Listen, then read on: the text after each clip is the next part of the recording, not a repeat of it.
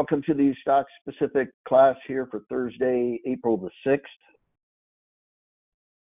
As always, if you have any questions during the week or any questions I don't get to here in the live class, make sure you send those to Jerry at TradersPro.com. Markets are a little bit quiet today ahead of the holiday weekend. If you're not aware, I've been reminding you all week that the market is closed tomorrow for a Good Friday, and that's why you're seeing a lot of lighter volume today. There's a lot of these fund managers that use these shortened weeks to take their vacations, and so it's normal. We saw it. I talked about it on Tuesday, but you saw it happen yesterday. Volume was pretty light. It just keeps getting lighter as you get further into the week, as people start heading out early. There's really not a lot of news to drive the market, and that's why it's just kind of yesterday and today have been just kind of back and forth a little bit. There is a jobs report that comes out tomorrow, even though the market's closed, and so that's big and key, because it means that Monday is going to be the first day that trades that news, and for the most part, usually jobs reports aren't that big of a deal.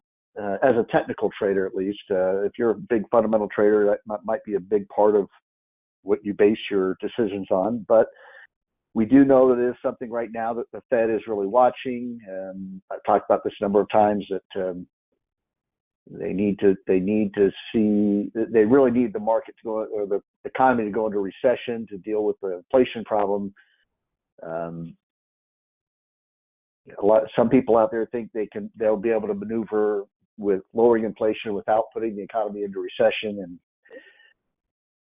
that'll be the big miracle. And if you remember, I was talking about this even a year ago, where I was saying that everyone was saying that the Fed could orchestrate a soft landing. They've never done it before, but this is going to be the time they do it.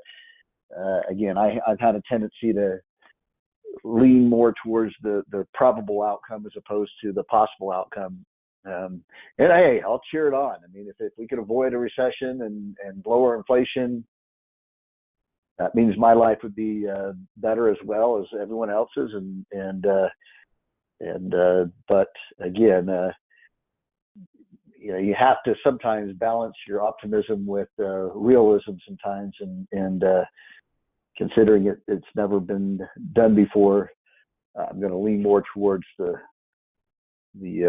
likelihood of recession. So, but that number is going to be something to watch, because, and that's why I don't see how it can be perceived as good, at least not good for an extended period of time. I'm going to show you this on the charts, by the way. So if you think about it, okay, let's say the employment jumps up, unemployment jumps up, which is what the Fed wants to see.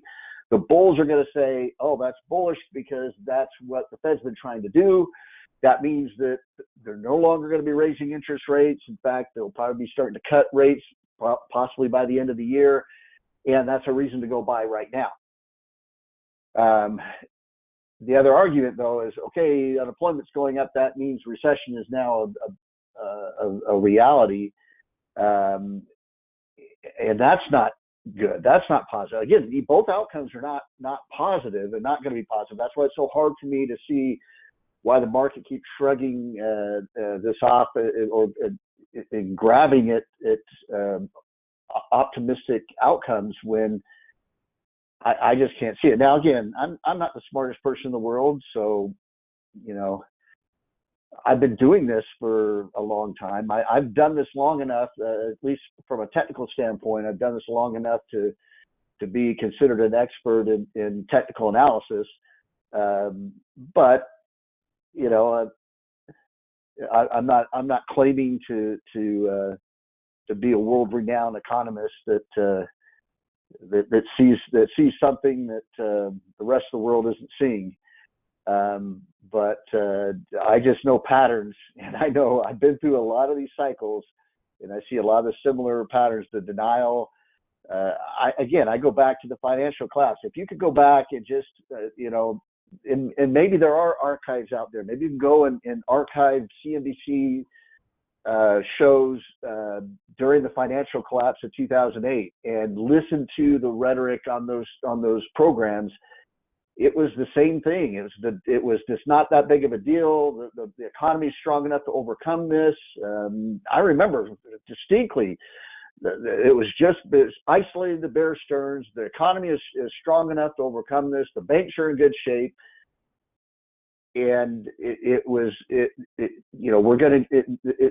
not going to be a problem until it was a problem, and then it happened so fast. I guess that was what scared me during 2008 and in September of 2008 was just how fast everything fell apart, and we saw a glimpse of that even with the smaller banks here just over the last month, how quickly that spread. I mean, I don't think it's done. I think, like I keep saying, it's going to probably come back around at some point and become a problem again. But within days, there were a couple banks closed down, and there was like 4 or 5 other ones that were in real dangerous shape. And their outcome might not be, they may not survive. All they've really done with some of those other banks they're having a problem is just frozen everything.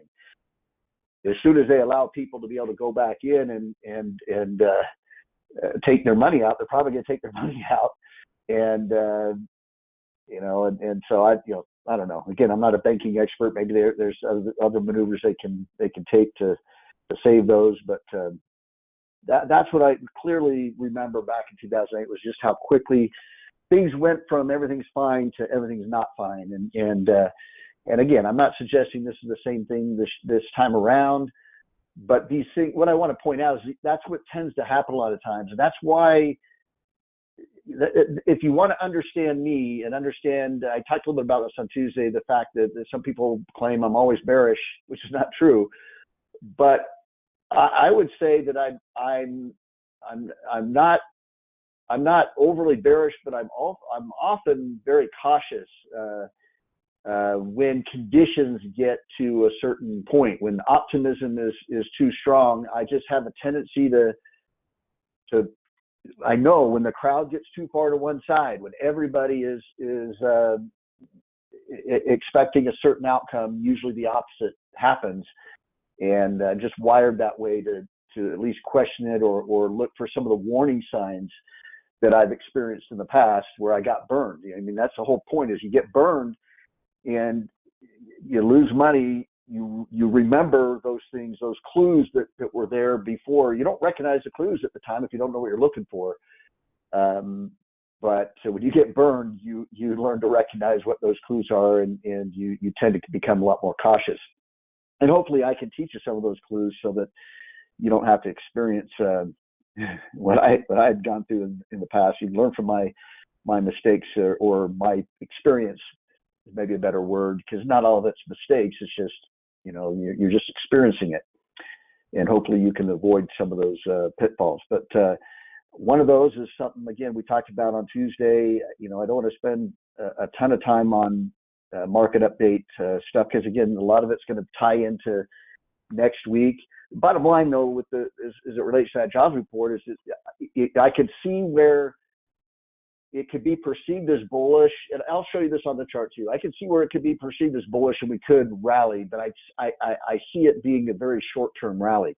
I talked Tuesday about that resistance zone. We'll look at it again here in just a second, but I could see a 1 or 2 day rally right into that zone, or maybe even break above it, where it looks like we're off and running, and then have it reverse when people realize what that means, and realize that if the Fed even starts to lower rates, it would be out till November, early next year, and the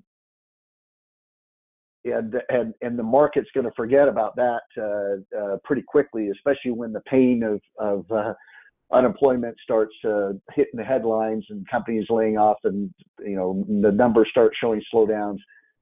Market's going to freak out about it because it hasn't factored that in. It's only factored in the optimism that everything's going to be fine, and Anyway, so what I pointed out on Tuesday was this just this disconnect in momentum and breadth and sentiment. Sentiments we know has been elevated. The blue line, red, it shot right up. Now it's come down a little bit with the selling yesterday, but it's still elevated. But breadth is all the way down here. There just hasn't been that participation. That's a warning sign. You could choose to recognize as a warning sign or ignore it. These things there's a reason why we go through these every week, is that there's a lot of times they don't really tell us anything. And you'll notice there are times where I just brush through these direction alerts and say they're really not, they're not showing any sort of overbought or oversold or any sort of disconnect. But when they do show it, they flash it. You got to pay attention to that. And so we can see here, this is just showing us what we're looking at here on the chart, on the graph here. We were in that extreme range. Remember, we're all the way over here, and we backed off a little bit, but we're still elevated. And this is the momentum. Breadth, though, is still lagging dramatically, and then sentiment is still extremely high. The buy-sell ratios are not in any sort of stretched area here, overbought or oversold.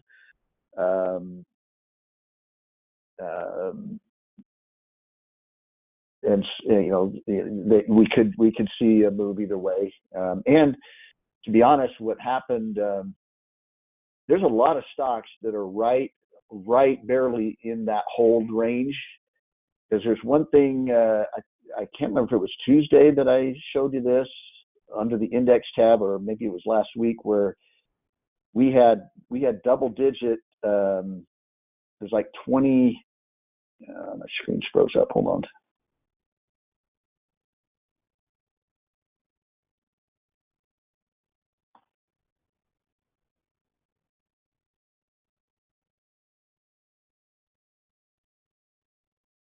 We had double digit in the S&P 500. Let's see. Yeah, the S&P 500. Wow, it's come. We were at like 20 to 1 on the S&P 500 ratio, and it's only 3 to 1. What that tells me is there's a lot of these stocks in the hold range that are right on the verge of the buy hold area. So when we rallied up, it pushed it into an extreme overbought condition very, very quickly. And then when it just pulled back a little bit, they went right back into hold. So what that tells me is that if the market does go higher on Monday off of that jobs report, we could see this push right back into an extreme overbought range again. And also, you look at the VIX too. We'll look at the VIX. The VIX is not. It can't really go much lower than where it's at right now in this type of market environment and condition.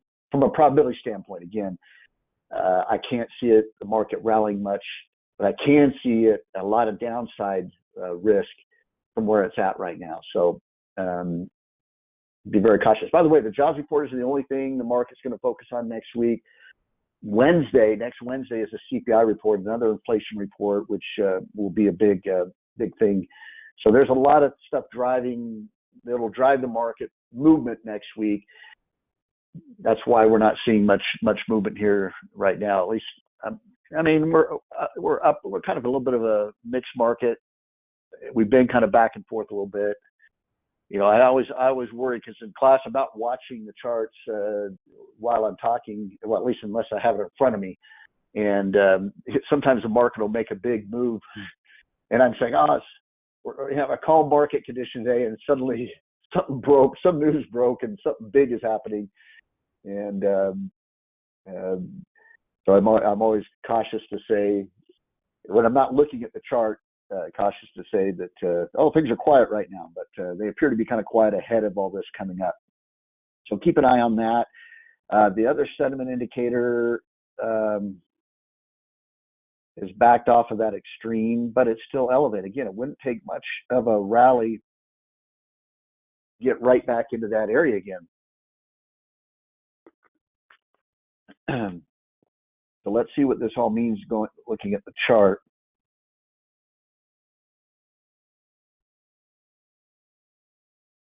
And again, I don't want to completely repeat what I talked about on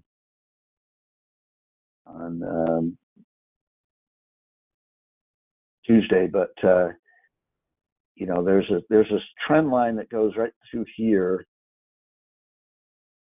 I'm not going to be able to draw a real straight line, but it really, if I could draw a straight line, this was right at the top of the line there. So we're right at this trend line. I talked about this resistance zone through here, marking these highs and these highs. So this is what I'm saying is that, the market's up a little bit today, but there could be a positive reaction to that jobs report. But what I see it doing then is coming right up to here, and then rolling over. And it would probably need to come down. It needs to at least be a move kind of like that to alleviate the that overbought condition, and to get the VIX up higher. This move right here. This is the end of the banking, or actually this was the big banking drop, because it happened very sharply. Remember, and it spiked the VIX up to 30. Now again, 30 is just just getting to the fear level of the market, but it alleviated that oversold condition to where we could rally off of that. So again, I'm not suggesting that the market is necessarily setting up for a move to test those October lows. I do think at some point we will, but I've gone over this a few times where I can also see a near-term bullish rally that where we get up to, you got a trend line up to here, trend line through here, where we get up to this area up here, which kind of lines up with this previous high up here. Now that's a pretty big rally right there, and that would be my most, if there's a really strong bullish reaction, and we can trade that if we start to see that. And again, I don't know how the problem is that it's hard to trade that because, again, we're with all these elevated numbers. We're in this extreme. We're in all the indicators are suggesting we're at the top of a move. Okay, that sentiment indicator, or that one sentiment indicator we looked at, the VIX being as low as it is, all these things, they become repetitive, but they're important. Right now they're important. They're not always important. The VIX doesn't always tell us something significant, but right now it is.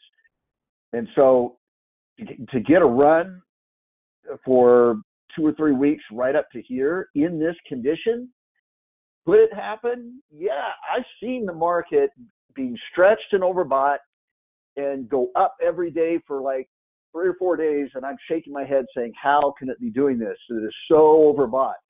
I've seen it happen, so I know it's possible, but I know most of the time, it's going to pull back or consolidate. Now, I hope it pulls back because that gives a little bit easier. It's a lot easier to enter when you get these pullbacks. It's a lot. What you get is more aggressive buyers when they do come back in when it pulls back. When it consolidates sideways, a sideways move is more of an indecision move, and it's a combination of buyers that aren't very. That's a good thing to point out. I know I'm getting off on a tangent here, but this is important because these are little things that I learned over the years, but you don't always include them in a. If I were to teach a course, I wouldn't necessarily include it in a course. And it's almost automatic for me now to where I don't think to point it out, but I'm thinking about it now, so I'm going to point it out.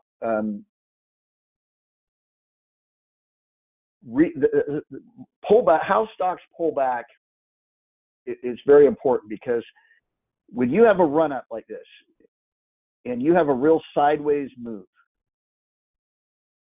and actually it could be a brief sideways move, and that's fine, but broke out, like it moved a little bit sideways for a week or two and then broke out, I'm fine with that. I'd trade the breakout probably, but I'm okay with that. But here's where I have a problem with a long sideways move.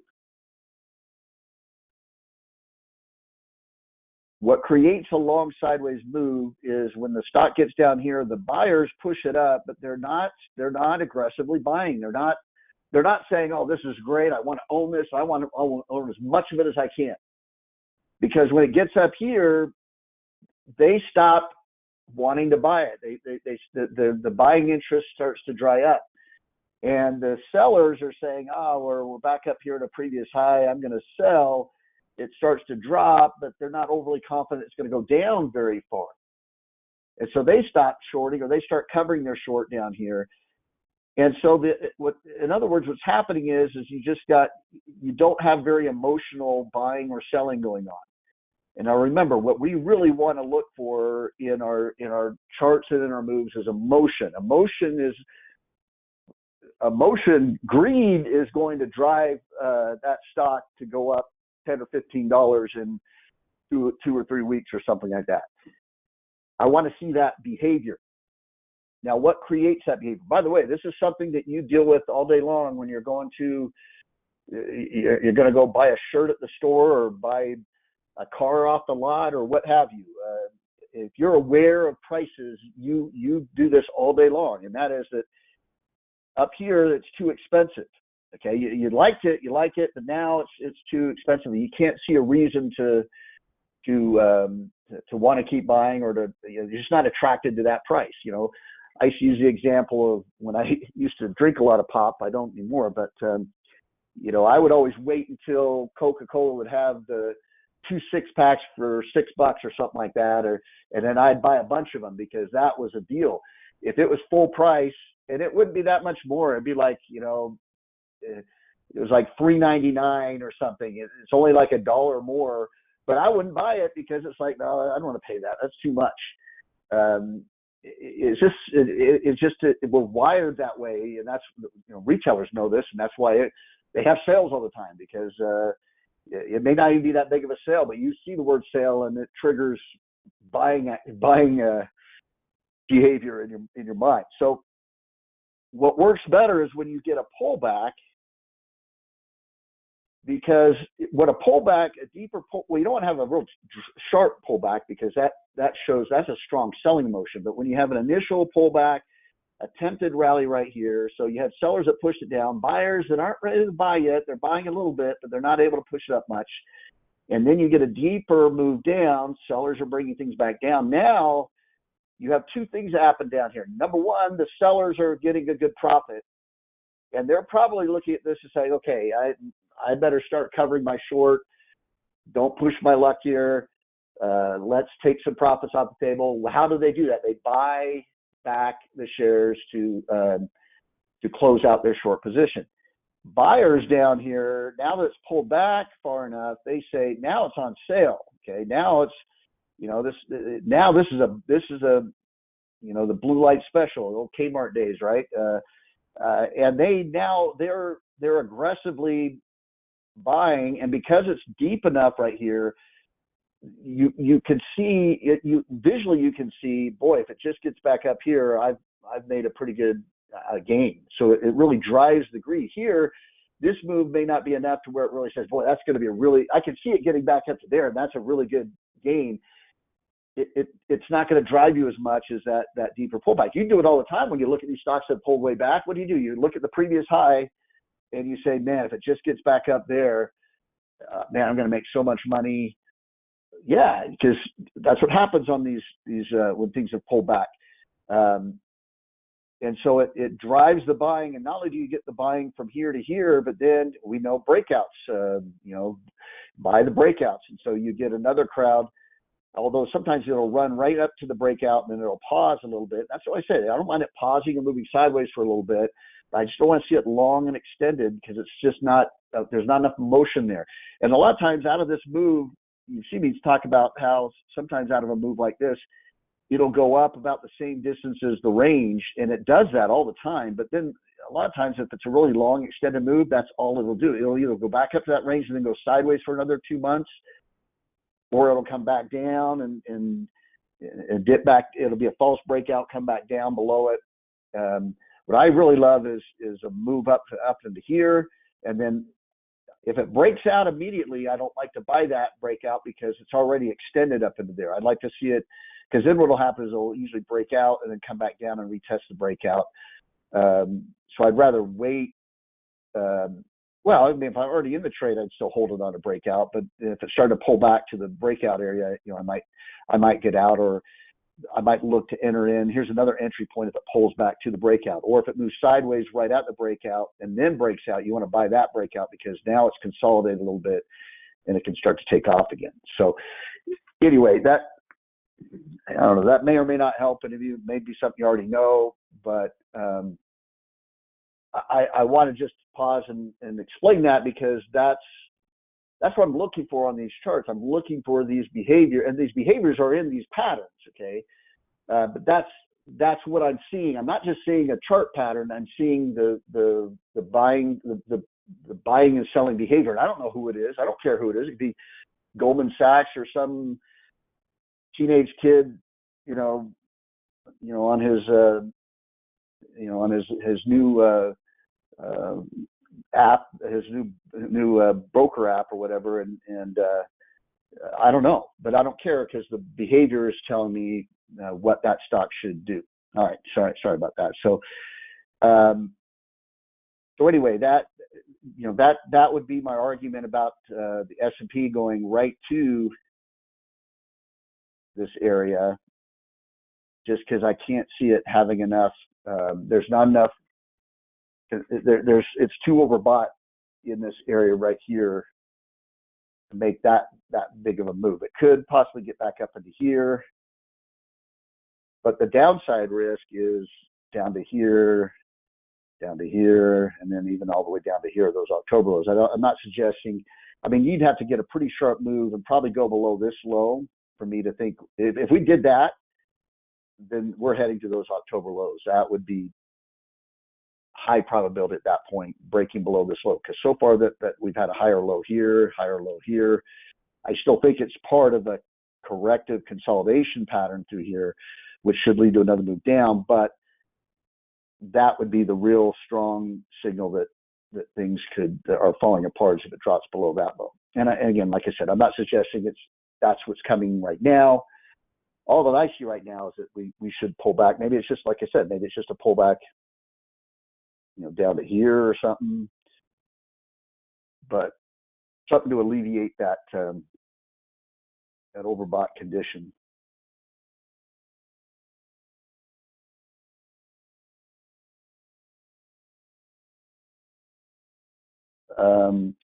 Question: what do you think the tech stocks like QQQ and Amazon?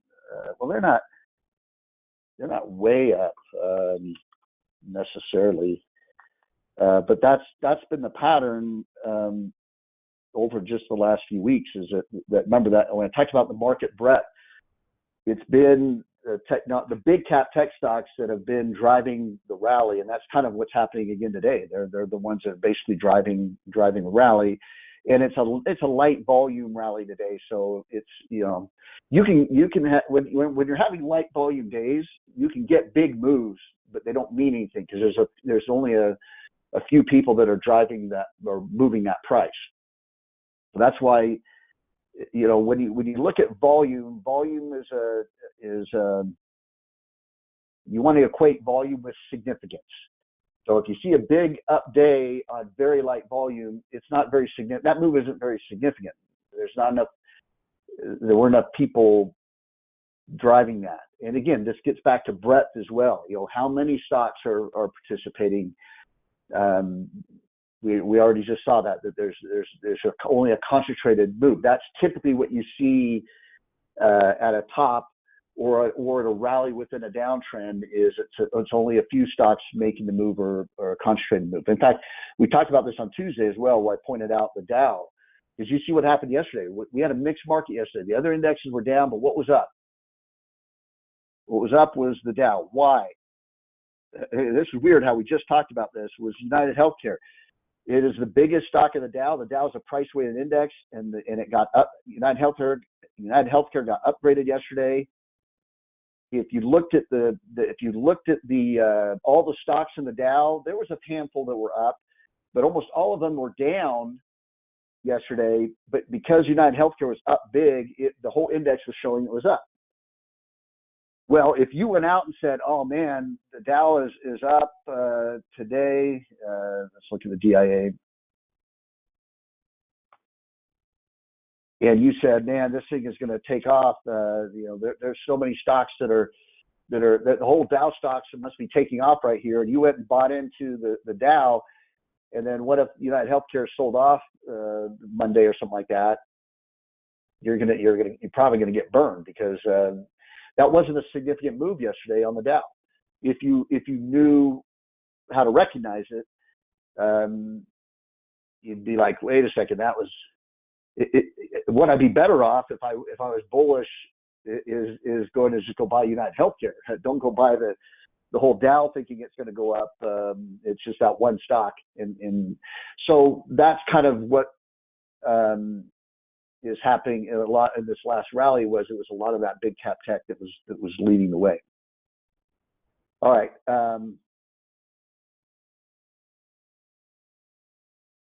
And again, like I said, in the near term, I can still see where some things could rally a little bit in the near term, but it's going to be hard to have a big sustained rally in this already overbought condition. So here you can see the Qs. Now, one thing I did talk about on Tuesday was we could just see a pullback to here, and then it could hold a support. So you do have a little bit of a bullish reversal candle today on the Qs.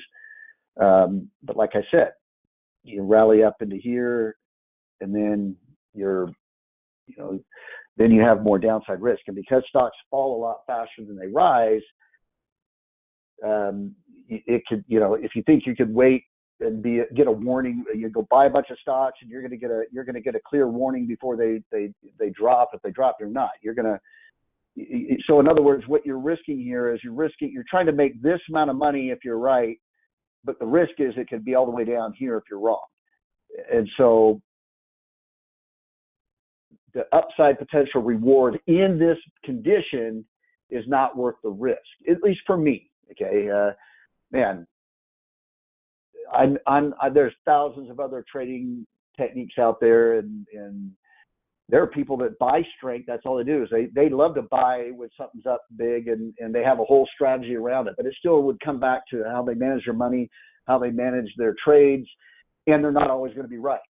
Every trading system that has ever been invented that's out there is never always going to be right. You still have to manage your money. You still have to manage your trade.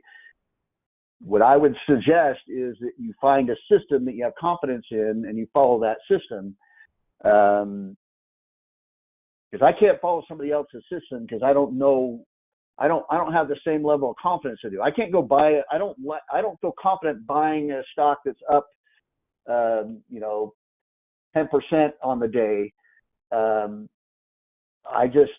fact, just the opposite. I know from experience that most of the time that stock is going to move sideways or start to pull back, and so I could never, use that strategy. Now, somebody else that's wired different, that they've got a whole system around. They have confidence in that system because they know how to make it work. Then good for them. I mean, again, nobody has the system out there, and even then, when it comes to systems, it still comes down to what we all agree on. You could line up 10 people in the same room, and they could argue forever over which system-defined trades is the best system. Well, I like the fundamental analysis. I like technical analysis. I like Elliott wave analysis. I like ABC patterns. I like candlestick patterns. They could argue all day long, but guess what they're going to agree on? You got to make sure you control your risk, make sure that the potential reward on a trade is greater than the risk, or that your winning percentage is big enough to make money with a 1-to-1 reward to risk or something like that. You gotta have a trading plan, whether it's an entry technique that you use, a stop loss technique, or in case of some option trades, I don't use a stop loss, but I control the risk through the amount I'm spending on the option. That's where we have commonality. Is you've got to have a good money management plan, trade management plan. That's why every professional trader will tell you that's the most important part of the approach is your money management, trade management. What does everyone focus on? How to find the stocks. Why? Because they think they're going to find a system that's going to make them right all the time. And if they're right all the time, they don't need a money management plan or a trade management plan. All they're going to do is just print money, but none exists. And so, if anything, what I'm hoping to do is save you time of chasing from one program to the next, trying to find the guru that's always right, the system that's always right, all that kind of stuff. Just focus on learning a system, and you'll be fine, especially a system that works. All right. So anyway, and what worries me a little bit too with the Qs is that, the chip stocks tend to be a leading indicator of the Qs. We look at the Dow transports as a leading indicator for the Dow industrial stocks. We look at the chip stocks as a leading indicator of the NASDAQ, and you're starting to see weakness in and I pointed this out on Tuesday as well. Starting to see weakness in chip stocks. They dipped below the breakout area yesterday. We're kind of back up to it today. That's not a real straight line. Let me see if I can draw that line again because it's right at it. But you also broke this little trend line right up to here, actually.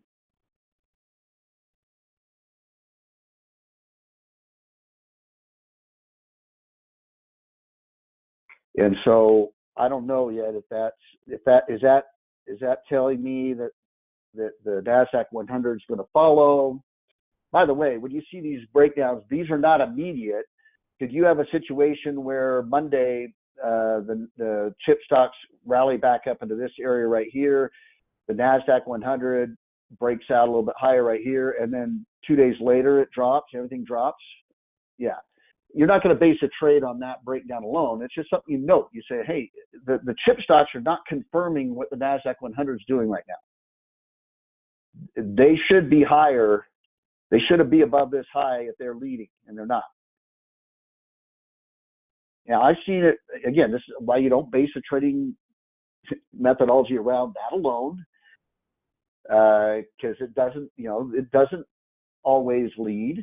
But it's something you say, let's see how that plays out, because it does line up with other clues: overbought market, VIX down too low, all that other stuff. Russell 2000, that also tends to be a leading indicator of the markets, and it's been lagging tremendously as we know, and we know why. It's a majority of those stocks are those regional bank stocks. But we had the big down day on Tuesday, and then we're just kind of pausing right here. That's not looking very, very strong.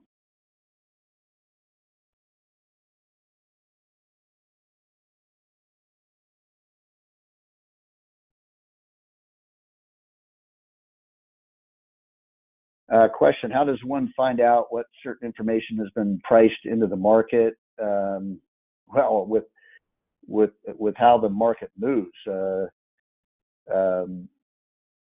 First of all, it's understanding that the market is always forward looking. So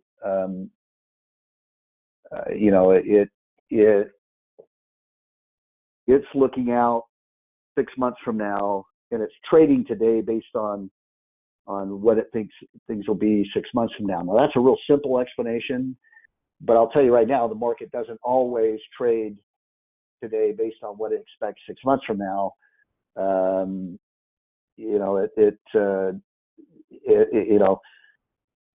Sometimes it ignores what could happen 6 months from now, and that's when you say it's not pricing in what's coming. It's not pricing in what the effects of unemployment in a recession is going to be. It hasn't priced that in. If it did, historically, markets don't historically bottom before a recession. Okay, so if a recession is coming, the market hasn't bottomed yet, or you have to assume the market then bottomed in October.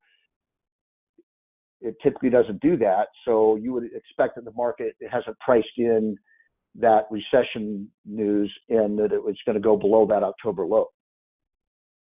Don't get too caught up in trying to recognize whether the market is pricing in data or not. That'll come with experience. Learn how to read price action, read a chart. That's all you really need to focus on early in your trading. The rest, there's a lot of other stuff you can add into that, but that's going to have the greatest impact is recognizing when, just something as simple as, SMH breaking trend lines, breaking that trend line, breaking this back below this, but broke out above here and then came back below it. That's not strong behavior. We can't know what that's going to mean. We can't know for sure what it means in the future. None of this I'm telling you, and you know it. You see it every week. That's the thing that makes my job difficult is that, I have to lay out what I'm seeing, and then whatever happens. And you know that I don't get it right all the time. You know that I'm not right on some of these calls all the time, but for the most part, I'm generally right. Maybe not date to the day of when some of these moves happen, but I'm usually pretty right overall. You can't be right day to day all the time. But then I also change. I don't get locked into my analysis to where, hey, if I start seeing things that are looking like we're going in another direction, I can flip the switch and go in that direction. So it's not about being right. It's not about, it's about being flexible. More importantly is, can you turn bullish when you've got to turn bullish? And I can do that, but I've got to see, the conditions line up more towards that bullish outlook. And like I said, it's just, you go back to that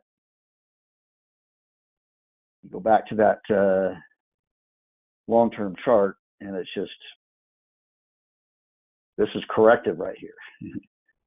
It's not looking like this thing is getting ready to take off. It's looking like it's correcting for another move down, at least to me. But you start getting up, you start breaking above this level, and in the process now you're looking like this bowl-shaped move up, getting ready to break out. And you're up pretty high on these levels to where it's now less likely that you're going to have that next move down, more likely that you are working your way higher, and that was the bottom. Yeah, I can flip the switch and turn more bullish at that time. And again, you don't have to agree with me, but what I've been trying to do over the last year is save you from yourself. Very often, the thing that kills people is that the market sells off. They only look at, if it goes back up to here, how much money they can make. Then they get too aggressive and they go all in down here because they know, man, they'll be the richest person if it just gets back up into here. And then remember, markets don't give you very good warning signs to get out. They just drop, and you get a big drop down here, and now you've wiped out your majority of your money. And guess what? When that bear market is over, that's when you want to be able to jump in. And that's how you look back, you say, boy, I'd love to get in down here and ride that thing all the way up. If you get too aggressive too early when you shouldn't be, what you end up doing is you end up spending that whole bull market making up for the loss you made in the last part of the bear market trying to pick the bottom and getting too aggressive at the bottom. It's been boring the last year, but what we've done in that account is we've just been patient. We've made some money as we've had this whole decline.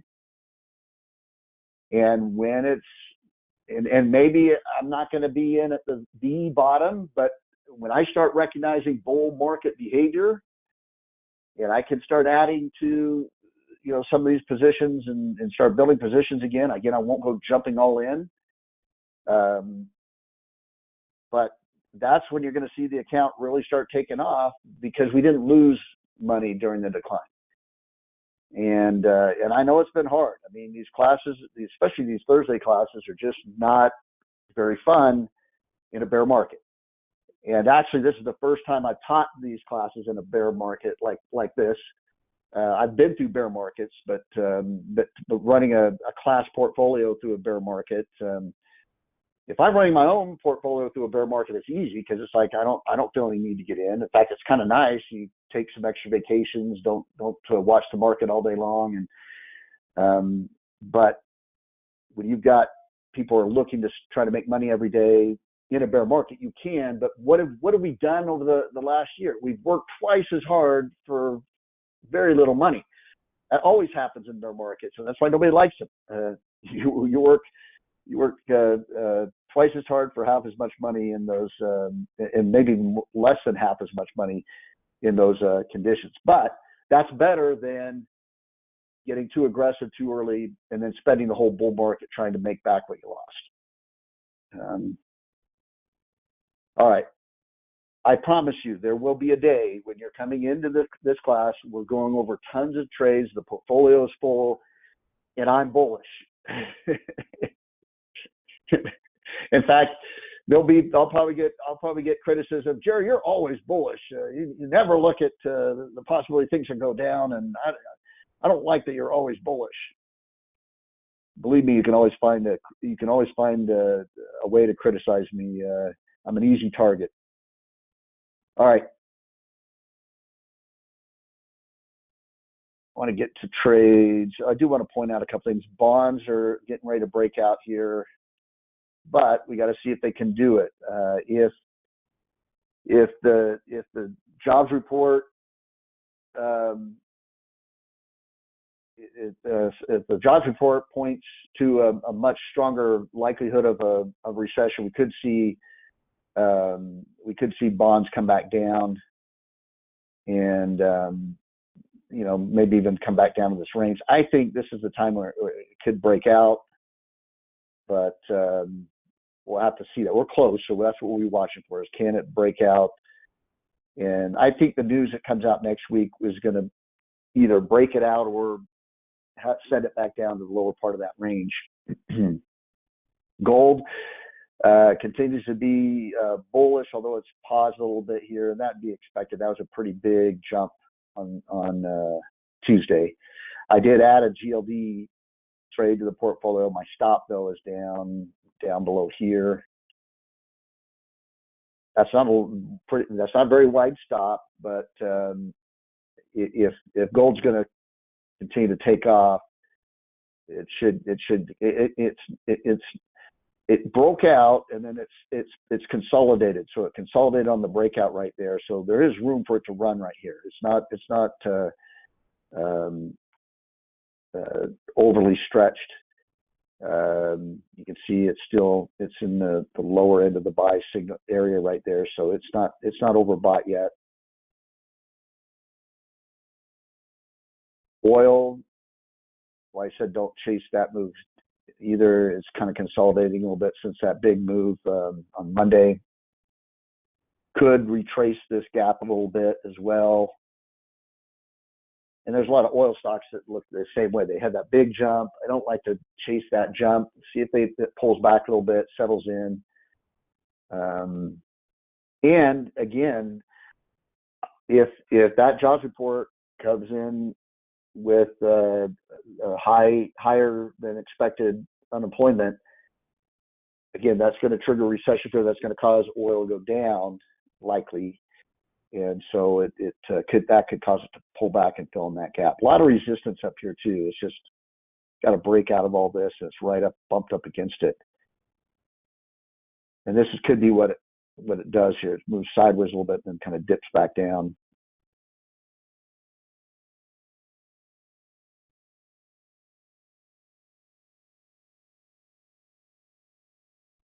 Dollar continues to kind of trend down, and that's been boosting commodities. The VIX, yeah, see, look at this. So VIX is down. It might even be breaking 18 by the end of the day. It's just, this is where you're seeing all the market sell-offs start to happen, is when the VIX is down here. Now, can the VIX get lower? Yes, it can, but this is what I've said many times. That's when you're in established bull market, meaning you're in the bull market, and usually it's when you've been in the bull market and you've been in it for a while, the whole sentiment is buy, buy, buy. Then you can see where the VIX will dance around, low 16s, maybe even into the 15s. This was at the end of the last bull market. This is where it was fluctuating. Okay, so I'm not saying it can't get down to those levels, but there again, now you're making the argument of, am I looking at possibilities or probabilities? And my argument to you is, if you're looking at this right now and you're saying, well, why can't it get down into here in a bear market? It doesn't normally do that, but why can't it? Then I'm going to accuse you of being a bull cheerleader.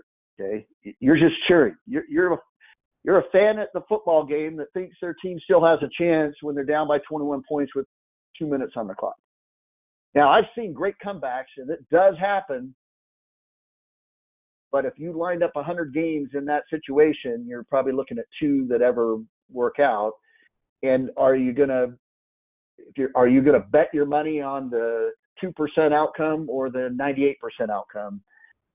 Well, that's up to you. I can't tell you what to do, but I'm at least intelligent enough not to take that bet. And so I'm going to focus on probable outcomes. And again, there's still some room where it could dip down below 18 on Monday or something like that. But the fact it's all the way down into here, see it dip down a little bit right there on that day. Then what happened? It moved up, market pulled back. And again, I'm not suggesting that the VIX is going to go right back up in here and we're going to get this massive sell-off. I'm just saying we don't want to be buying right here. And you could make the argument it's a little early to short heavily, at least. Although we got a good bearish reversal candle on Tuesday that on some trades I took advantage of and made some money on some put options. All right. So are there some interesting patterns out there? Yeah, if you go into, and again, just recognize the conditions, but I'll let you make your own decisions on what you want to do. Merck is interesting. That was at the top of the new buy list under the muscle stocks, and but not right now. But this is one you might want to put in a watch list. You're at the far right side of the extreme reversal risk. You have a bearish reversal candle today. It might be odd that I'm talking about this, but this is one you might want to put in a little bit of a watch list because it could be getting ready to break out. You've got this breakout area right here. You came down. You got a little bit of this bowl-shaped move right here. And what you would look for is either you're going to consolidate a little bit at this breakout area, and you get that cup with handle formation and then buy the breakout. Or if it does break out right here, it's already overbought, but if it does break out, what you do is you wait for it to come back and retest the breakout. But, this is a time when you can start to see some of the biotech and pharmaceutical stocks start to work a little bit.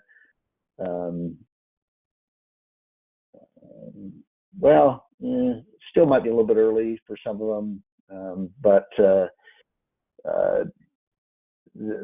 an interesting pattern right there. Thought I'd point that one out. Not ready yet, but one that you can maybe keep an eye on, and a company that's pretty well known. Another one is I've brought this up before, this UTZ Brands. It's a consumer staples company, 88 strength rank, so we're down a little bit on the low end of that strength range, but you've got, again, it's starting to kind of form this base, and now you're starting to see these higher lows. You did get a higher high right here. But again, in these market conditions, and you had an intraday high right up in this resistance area here, you'd like to see it. I'd probably like to see it break out to another higher high. And then you could get a stop. If you wanted a wide stop, just get a stop down below here.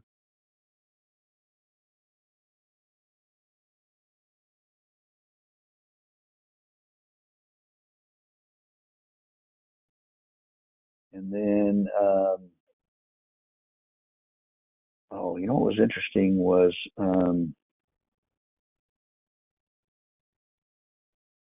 Northrop Grumman. It's 84 strength rank, so you're dipping down the strength rank scale a little bit here. But I've talked about defensive stocks, and now this one, this is a pattern. This thing is either going to take off and go higher, or it's getting ready for another move down. We call this a. Let me go to a longer term chart here. This is what we call a possible wave 3 or wave C. Either this is the bottom of the correction, and it has pulled back a pretty good amount from the run up. And this is the start of the uptrend. This is wave 1. Here's possibly a deep ABC pattern here for wave 2. And this is wave 3, 4, 5, or something like that, where it gets back up into here. Or this is wave, here's your downward move. You're not done going down. This is wave A, B, C, although C could come up here a little bit further. And then it has another move down. And this ends up being, this is a larger wave A, wave B, wave C, and then it can take off. I'm not saying to make it, trade this right now. All I'm trying to teach you here is that this is a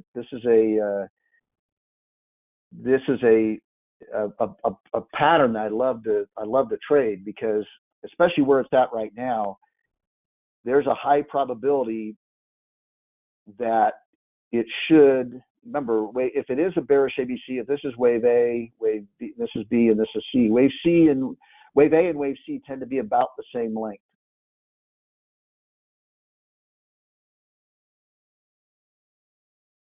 Look at this horizontal support resistance right here. Well, this is where it gapped down to, but here's support here, resistance, resistance, resistance, resistance. If this is a bearish ABC and we're going lower, this is where it's likely to rally up to and stall. How's it going to get above that? It's going to roll over and go down, or at least go back down to this lower range here. That's not a coincidence that it stopped right here and started to move up. So now, if this is wave 1, wave 2, and this is wave 3 tends to be very explosive. It tends to take off and go. So here's how you can manage it.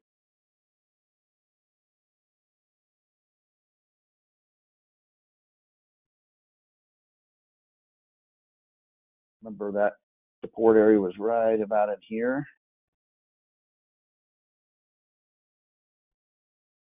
Is you could buy in this area right here. You could put a stop down right below here. Now, why? Why would a stop make sense right there? Well, okay, if this is a bearish ABC, comes up to here and then comes down, it's going to go below this low, and you'd want it. That's when you know you're wrong. No, I'm wrong. Stop me out.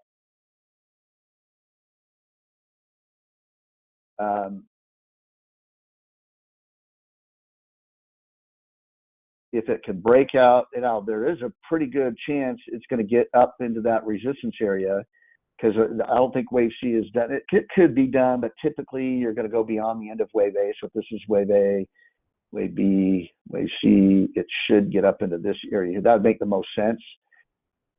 And that's a pretty decent gain right there. Not a ton, but there's a pretty high chance it's going to get up into that area there. And if it does, if it gets up into this area right here,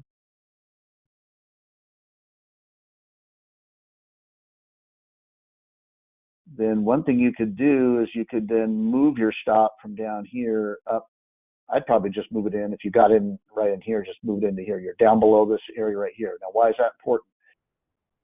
Well, because there's an Elliott wave rule that if this is wave 1 and this is wave 2 and you're in wave 3, that wave 4 can't trade in the territory of wave 1.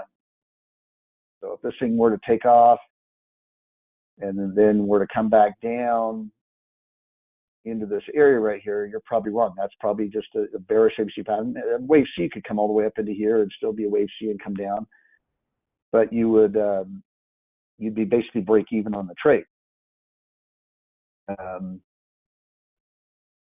Anyway, I'm getting probably more into this than I planned to get into. I just wanted to kind of explain.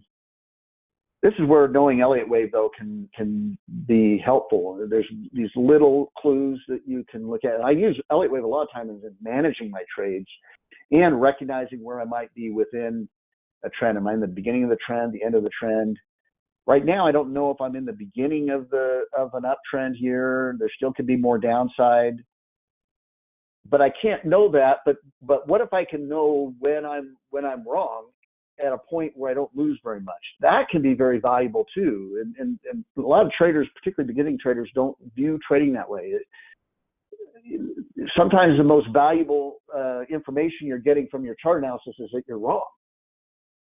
And if you can recognize you're wrong early enough, or if I can manage this risk enough early enough to where it doesn't hurt me if I'm wrong, then that's a huge benefit.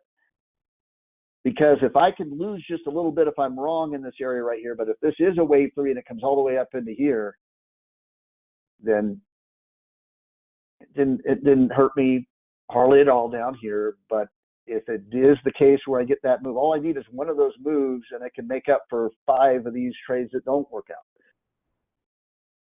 And that's the game. That's what you're trying to do, is just, hey, can I put together these trades? And this is what we'll do more than a bull market condition.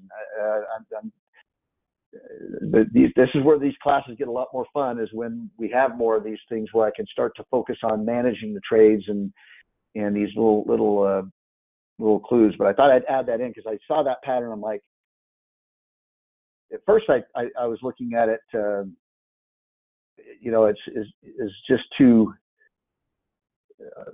It's not quite having that kind of. I was looking kind of for the bowl-shaped move, and it's not quite there yet.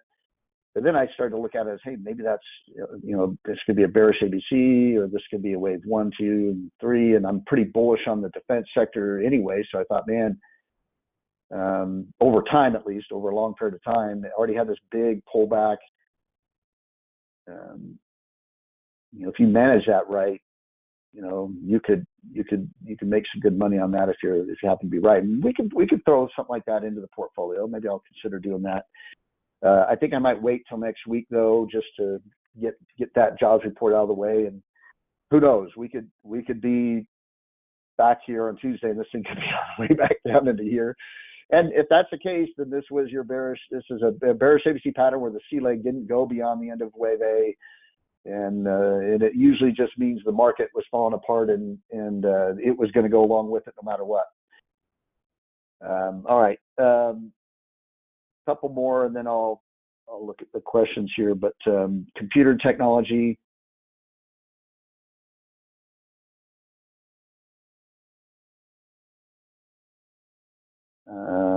This INTT 98 strength rank. This one's pretty obvious, where you have, looks like a bullish ABC pattern, bullish reversal candle. Now you could wait for a little bit of extra confirmation, wait for a buy signal, wait for it to go back to a buy signal.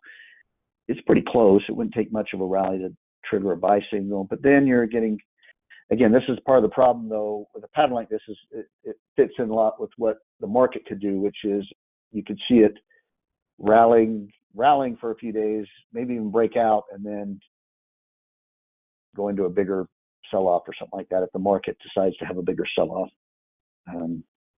But the pattern looks pretty good. The trend looks pretty good. Under business services,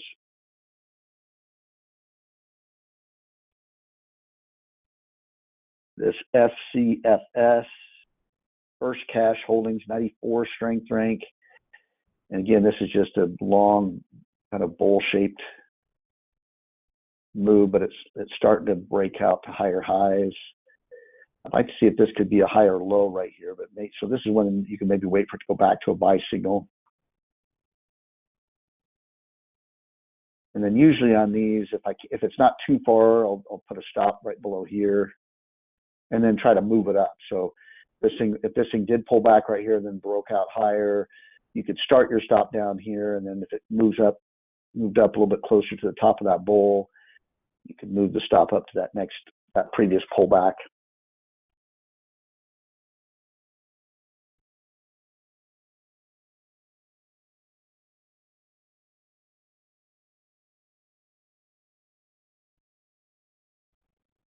Why does a stock price stop rising at a resistance level? I mean, there can be a number of reasons, but most importantly, that's where, again, it goes back to what I explained earlier in class. Why didn't I buy the 6-pack of Coke at the regular price? I want the sale. I want to feel like I'm getting a deal. I don't like that price.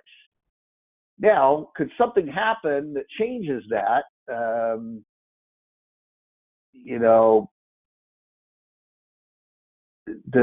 They tweaked the formula of Coke and it tastes twice as good as it did before, and because of that, they're now going to charge $4 for the 6-pack. Man, that $3 price is who cares? That product's so good, I'll pay the $4. I've now shifted my perception of value or price. It changes. Well, let me give you maybe a better real life example. Gas prices.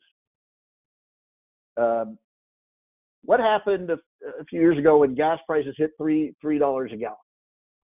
You're like, oh crap, how am I going to survive? It's $3 freaking bucks a gallon. And you're like, that is an expensive price. We don't have a choice. You got to pay it, but your perception is that is so freaking high. Then what happened? Gas prices got up to almost $5 again. In some cases, it did get up to $5 a gallon, and you're like going crazy. You're like, this is unbelievable. Well, then what happened after it went to 5 and it came back to 3? Man, I remember because I was calling my kids and stuff and being like, hey, did you see gas prices are down to $3 a gallon, or where they're down to $3 a gallon? It's like, now that's cheap. Now that what used to be expensive is your perception of price has now changed. That's all that's going on right here. Now, you don't need to dive into that company and find out why let the professional traders do all that work for you. They're the ones that are trained to do it. They're the ones that have computer programs that can analyze these companies better than you can ever dream. Let them do all that work. Let them decide if that stock is expensive or cheap. What you want to do is get good at recognizing what they're doing when they are buying and selling. And that's going to show up in the chart and in the price action. That's where you need to become an expert. Now, you may have an interest in balance sheets and income statements and what have you. Okay, I get it. That's your hobby. That's your passion. Keep doing it. I'm not going to tell you not to do it, but I am going to tell you you're not going to be able to out-analyze those professionals. And even if you could, guess what? You can't move the price of the stock. You're not big enough. So why waste all that time? Get good at recognizing what the professionals are doing. And I don't need to know why that stock isn't going above a resistance level.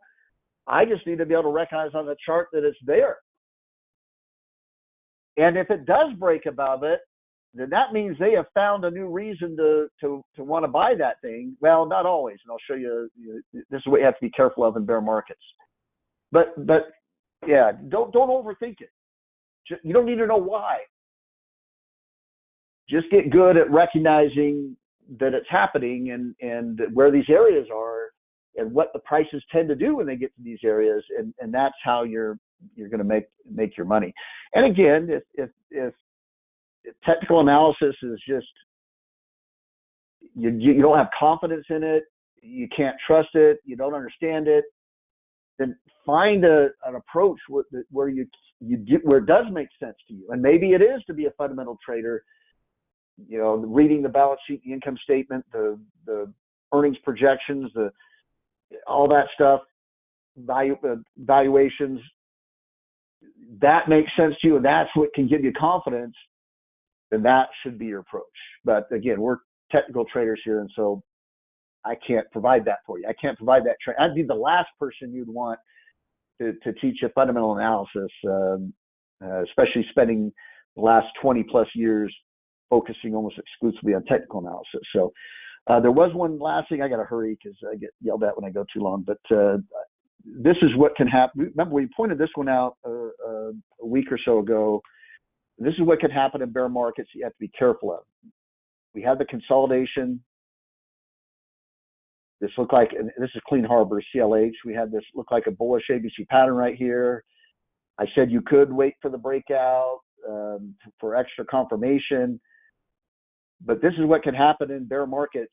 Well, it can happen at any time, but this is why it's hard for me to trust even breakout moves within bear markets, because it broke out. But also keep in mind too, this is what also you got to be careful of, is when it runs all the way up to that breakout area and then breaks out. I don't like those buying those breakouts. Remember I told you earlier in the class, I'd rather have it come up and then consolidate a little bit and then break out, alleviate that kind of overbought condition and then break out, because then it can take off pretty good. Or what happens a lot of times too is if it does run all the way up and break out, it'll come back and retest the breakout area, and you kind of wait for it to retest the breakout area and then get in. That's a more confident way to trade that, a better way to trade that. When it runs all the way up and breaks out, this is what can happen, and it come right back down again. And now what you have is you've got impulsive up, impulsive down.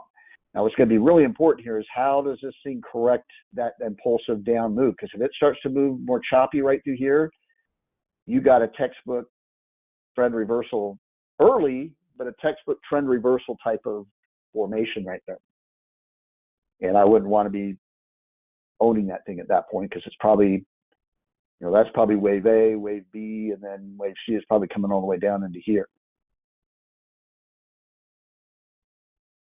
Now in bull markets, I love buying breakouts because there are lots of buyers. There's tons of people buying. Tons of people are not buying right now. In fact, a lot of the buying you see is very often short covering. People that are shorting the stock, it's driving it down, then they buy it back to close their position. It rallies up a little bit on that buying back, and then they go short again. And that's what creates that downward pattern, So anyway, I got to wrap things up. If you have any additional questions, make sure you send those to me at jerry@traderspro.com. Have a great weekend, everyone, and we'll see you back next Tuesday for the market update class. Bye, everyone.